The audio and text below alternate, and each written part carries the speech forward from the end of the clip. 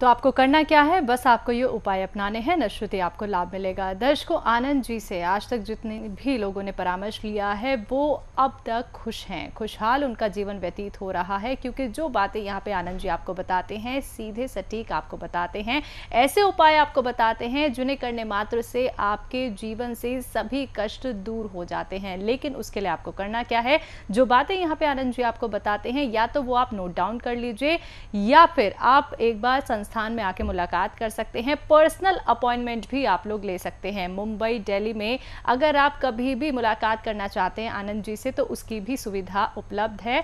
TV screen पे numbers दिखाए जा रहे हैं, बस आपको इन पे कांटेक्ट करना है। चलिए, योगों को लेकर जानकारी दी जा रही है आज आपको, तो आगे बढ़ते हैं। नेक्स्ट योग के बारे में आप सभी को यहाँ पे आनंद जी द्वारा बताते हैं। आनंद जी, साध्य नामक योग के बारे में मैं आपसे जानना चाहूंगी। साध्य नामक योग में जन्मे व्यक्तियों का व्यक्तित्व कैसा होता है? शैलजा, इसमें साध्य नामक योग पे सीधा सा अर्थ है साध्य होना, हासिल करना, इजी से हासिल होना। जिन व्यक्ति का, जिस बालक का जन्म साध्य नामक योग पे होता है, ये इजी कोई इसको चीज़ें मिल जाती है और इजी एक्सेस से जीवन मिल जाता है और जीवन में व्यतीत आयु जो होती है बहुत सॉफ्ट और इजी हो जाती है। तो साध्य नामक योग शुभ माना गया है और जिसको कोई साध्य नामक योग पे कोई काम की शुरुआत करते हैं तो मेरा दावा है कि वो ईजी और बहुत जल्द से वो पूरी बात उनके जीवन में जरूर आ जाएगी। जी, तो शुभ नामक योग भी अब हमारे शुभ योगों में एक और बचा है, उसके बारे में भी आपसे समस्त जानकारी लेना चाहूंगी। शुभ योग नाम में ही शुभ है। जिस कोई मंगल कार्य की शुरुआत ये शुभ योग पे करवाते हैं, जिस बालक का, जिस जातक का जन्म यह शुभ नामक योग पे होता है, तो मेरा दावा है इनके जीवन में शुभत्व तो उत्तर शुभ समय रहता है और जिस आनंदी और खुशहाल व्यक्ति रहता है, चेहरे में हमेशा हंसियाँ रहती है और इसका दुख इसके हमेशा दूर भागते रहते हैं। तो जिस पत्रिका में, जिस व्यक्ति के जीवन में, जिस बालक के जीवन में शुभ नामक योग पे जन्म हुआ है, ये हमेशा आदमी खुशहाल और हमेशा हंसमुख आदमी रहता है। ये शुभ नामक योग के लक्षण सीधे साधे हैं। तो बिल्कुल दर्शकों, शुभ योगों के बारे में तो आपको यहाँ पे समस्त जानकारी दी जा चुकी है। बिल्कुल आप लोग आगे ये भी जानना चाहते होंगे कि अशुभ योग आखिरकार कैसे होते हैं, कैसा उन लोगों का व्यक्तित्व होता है जिनकी कुंडली में अशुभ योग होते हैं और किस तरीके से आप उपाय करके उन्हें और अच्छा कर सकते हैं। क्योंकि डरना नहीं होता है दर्शकों, अगर हमारी कुंडली में कोई दोष होता है तो उसका भी निवारण किया जा सकता है। ग्रहों की चाल अगर अशुभ होती है तो उनका भी निवारण करके सही किया जा सकता है, सरल किया जा सकता है। क्योंकि जीवन में कष्ट आ जाते हैं तो समस्या है तो समाधान भी है, लेकिन उचित मार्गदर्शन अगर हमें मिल जाता है तो सभी कष्ट हमारे जीवन से दूर हो जाते हैं। इसलिए कहा जाता है कि जन्म पत्रिका का पूर्ण आकलन होना बेहद आवश्यक है।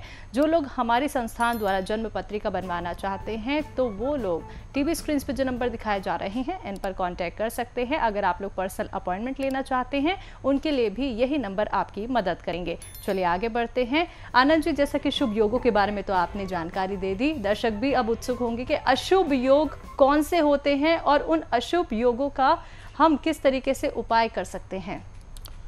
अशुभ योगों में बहुत से योग अशुभ है। विषकंभा नामक योग है, विषवर्या नामक दोष है, व्यतिपात नामक दोष है, अतिगंड नामक दोष है, गंड नामक दोष है।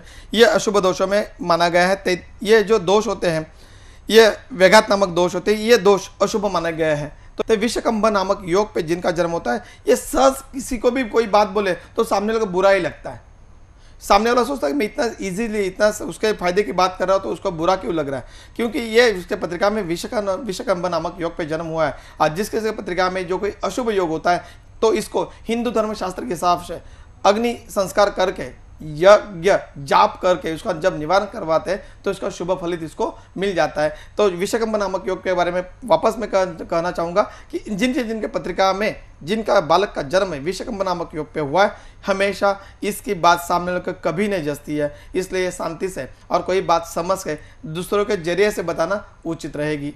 ये इसका बहुत सरल सीधा अर्थ है। जी, जब व्यक्ति कुंडली का आकलन करवाने जाता है तो दोष अगर वो सुन लेता है या फिर अशुभ सुन लेता है तो वो थोड़ा डर जाता है। क्या अगर हमारी कुंडली में कोई अशुभ योग है तो हमें डरने की आवश्यकता है? बिल्कुल भी डरने की आवश्यकता, जैसा जिस आदमी का जन्म हुआ है उसका मृत्यु भी उतना ही जल्द आने वाला है। ये अपना सौभाग्य अच्छा है, अपने कर्म अच्छे कुछ किए होंगे, इसलिए अशुभ योगों के बारे में अभी जानकारी अपना हो रहा है और उसका निमित्त मात्र ये आनंद जी की तरफ से हुआ। आज के समय के हिसाब से आपको आकलन हो रहा है और उसका आप निवारण कर सकते हैं। तो आने वाला समय जो है अपना बहुत खुशहाल और आनंदमय बनेगा। तो कोई भी ये जो योग होता है, ये अशुभ योग के कारण बहुत डरने की जरूरत नहीं, मात्र ये अपना सौभाग्य अच्छा है कि इसका बहुत जल्द से जल्द अपना आकलन हो रहा है, उसका निवारण करके आपने आने वाला समय बहुत आनंदमय और व्यतीत कर सकते हैं, ये मेरा दावा है।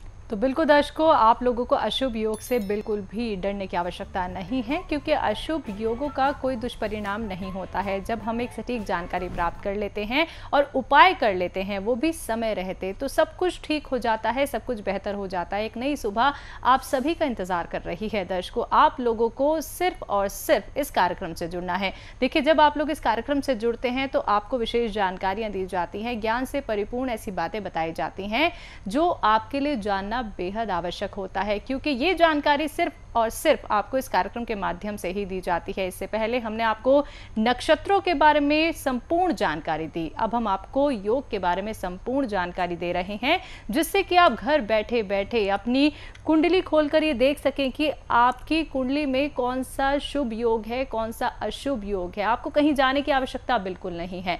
तो सरल और सीधे सटीक उपाय आपको यहाँ पे बताए जाते हैं, तो प्रयास कीजिए। और कोई भी मन में प्रश्न है तो आप लोग हमें व्हाट्सएप के जरिए अपना प्रश्न कर सकते हैं। कोई सुझाव देना चाहते हैं तो वो सुझाव भी आप लोग दे सकते हैं। समस्त डिटेल्स आपके टीवी स्क्रीन पे फ्लैश हो रही हैं। जो लोग पर्सनल अपॉइंटमेंट लेना चाहते हैं वो लोग भी इन्हीं नंबर्स की मदद से पर्सनल अपॉइंटमेंट ले सकते हैं।